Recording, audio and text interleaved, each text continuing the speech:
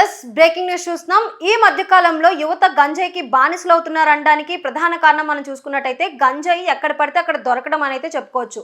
గత ప్రభుత్వంలో ఉత్తరాంధ్ర ప్రాంతంలో ఎక్కువ శాతం ఈ గంజాయి అనేది సప్లై అవుతుందనే విషయం మనందరికీ తెలిసిందే. అయితే ఈ ప్రభుత్వంలో కూటమి ప్రభుత్వంలో ఈ గంజాయి సప్లై అనేది చాలా వరకు తగ్గిపోయింది. కానీ కొంతమంది ఏజెంట్ల వల్ల ఈ గంజాయి అనేది విస్తృతంగా పెరిగిపోయింది అనే మొదటి స్థానంలో ఉంది విజయవాడ.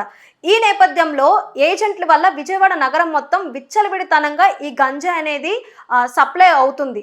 సప్లై అవుతుంది అనడానికి మొదటి కారణంగా మనం చూసుకున్నట్టయితే ఈ ఏజెంట్లే.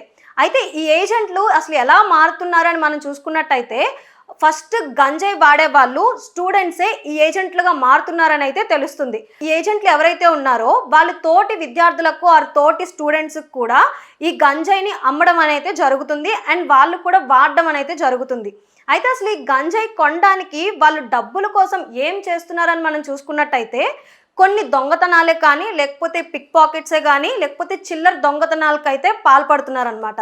అయితే ఈ ఏజెంట్స్ కూడా ఏం చేస్తున్నారంటే తెలివిగా కొన్ని టార్గెట్స్ అయితే వాళ్ళు పెట్టుకున్నారు. ముఖ్యంగా వాళ్ళు మొదటిగా టార్గెట్ అయింది మెడికల్ స్టూడెంట్సే కానీ లేకపోతే బీటెక్ స్టూడెంట్సే కానీ వీళ్ళకైతే అమ్మడం అయితే జరుగుతుందన్నమాట.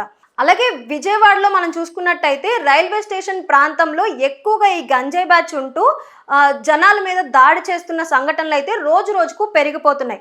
అండ్ ఇంకో విషయం ఏంటంటే ఈ గంజాయి ఇంకో రకంగా కూడా అమ్మడం అయితే జరుగుతుంది. చిన్న చిన్న బడ్డీ కొట్లలో చాక్లెట్లాగా కూడా అమ్ముతూ యువతనైతే తప్పుదోవ పట్టిస్తున్నారు.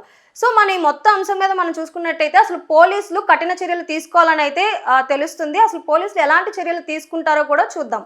ఇలాంటి లేటెస్ట్ వీడియోస్ కోసం చూస్తున్నానండి నెంబర్ 1 న్యూస్. సామాన్యుడి చేతిలో సామాజిక అస్త్రం.